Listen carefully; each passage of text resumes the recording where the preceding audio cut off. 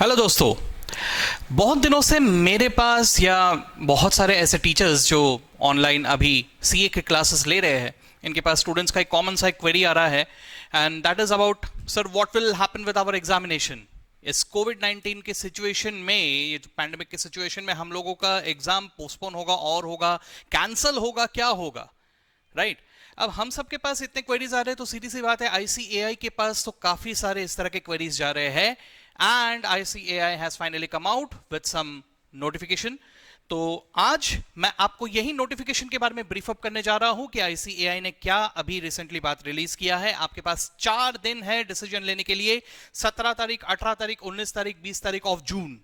Okay, तो ध्यान से सुनिएगा, इसमें मैं पूरे आपको डिटेल्स बताने वाला हूं आईसीएआई ने आपको क्या क्या चीजें बताए हैं and at the same time मेरा ओपिनियन क्या है।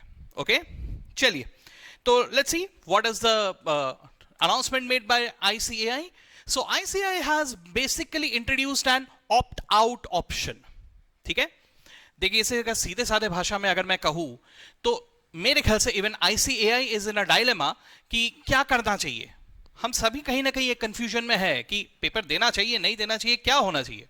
ओके, सो ICAI ने सब कुछ आपके ऊपर छोड़ दिया है।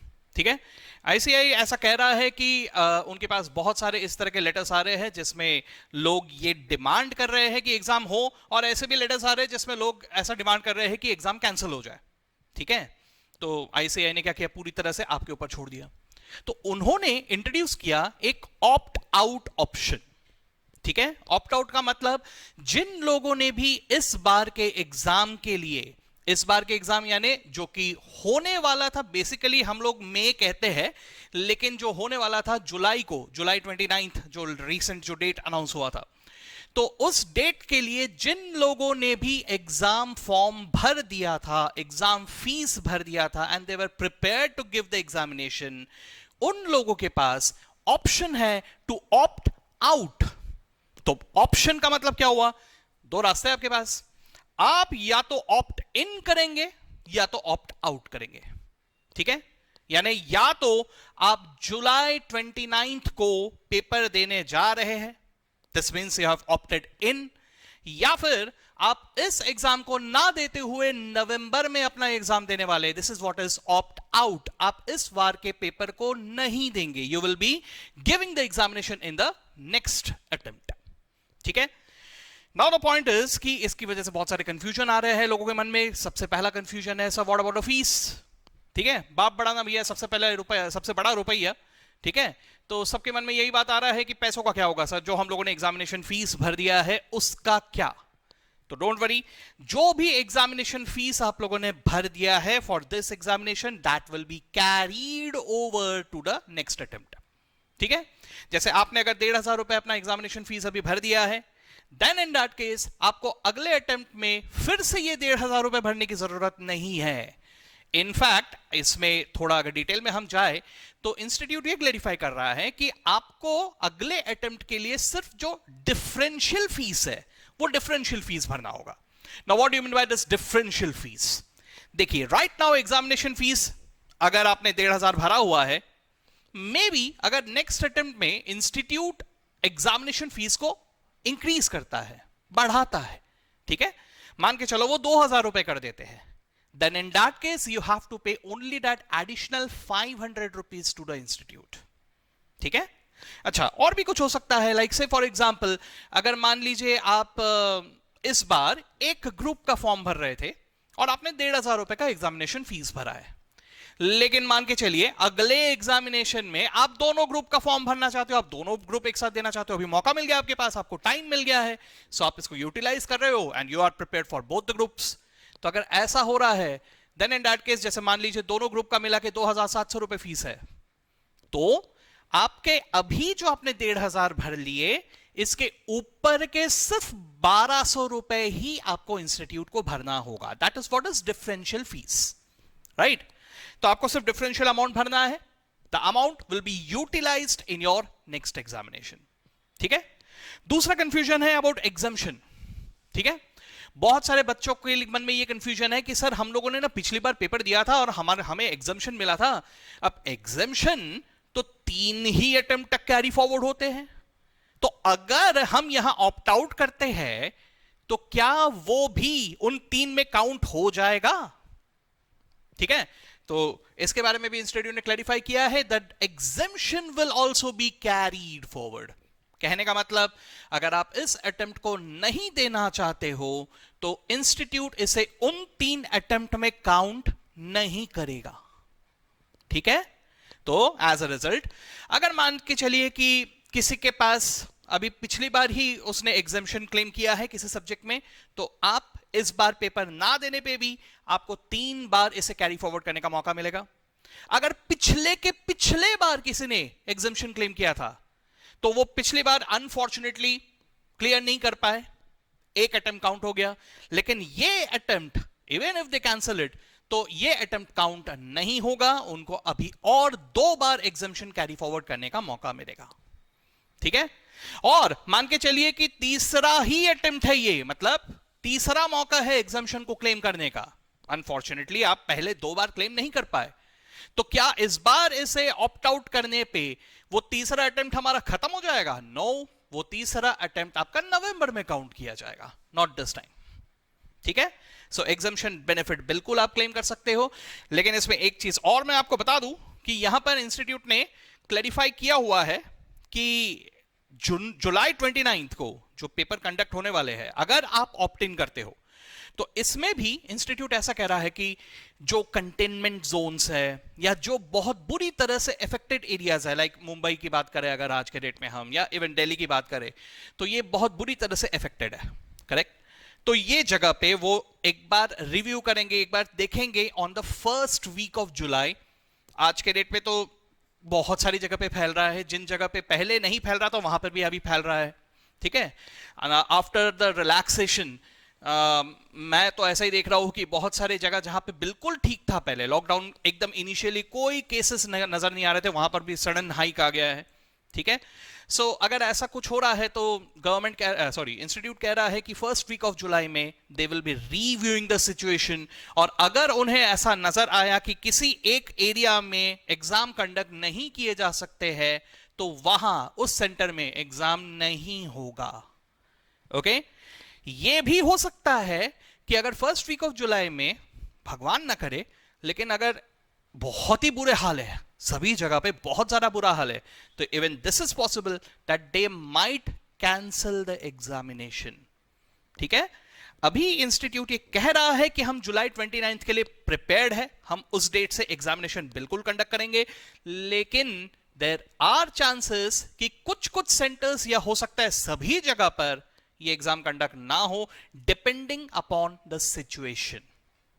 ठीक है, ओके।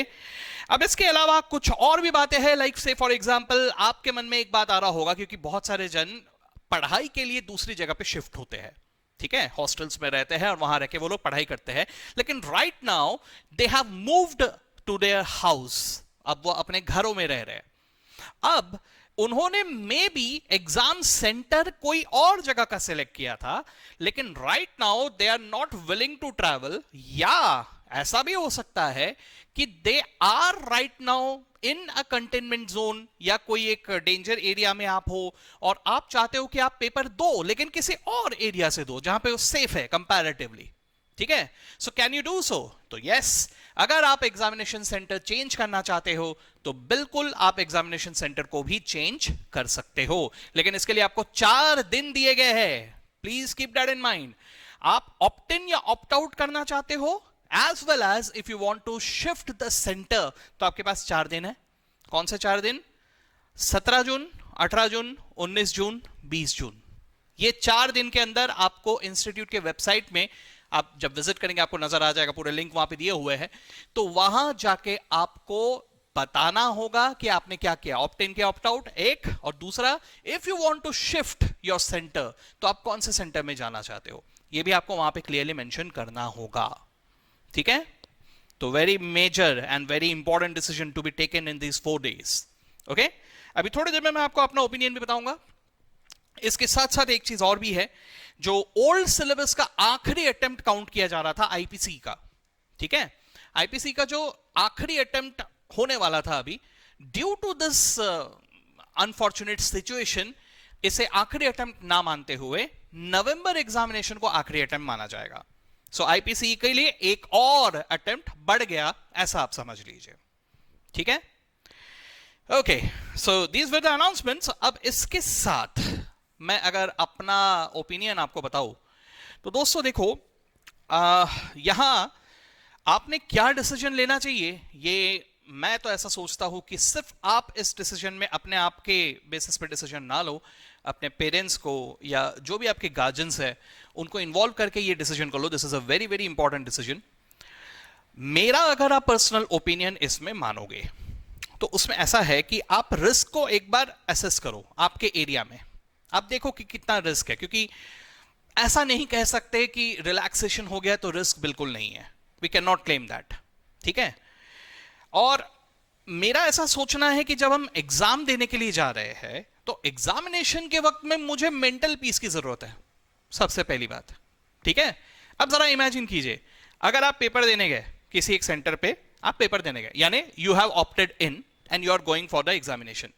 तो इंस्टीट्यूट ने ये क्लियर किया हुआ है कि अगर आप पेपर देने जा रहे हो तो वहां पे सारे गवर्नमेंट नॉर्म्स पूरे किए जाएंगे। लाइक से फॉर एग्जांपल, आप जैसे ही जाओगे सबसे पहले आपको थर्मामीटर से चेक किया जाएगा, फीवर तो नहीं है आपको।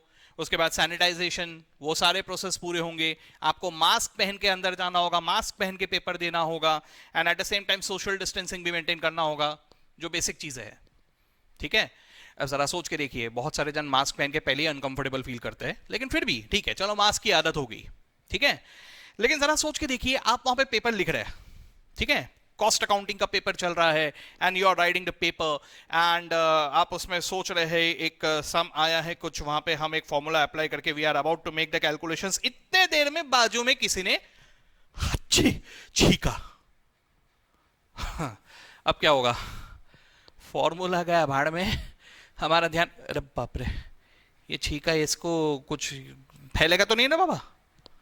Are you getting that? ये चीज होने वाला है। अगर आपके मन में थोड़ा भी डर है और आप फिर भी अगर एग्जामिनेशन देने जा रहे हो, तो वो मेंटल पीस जो रिक्वायर्ड है एग्जामिनेशन देने के लिए, वो शायद नहीं होगा।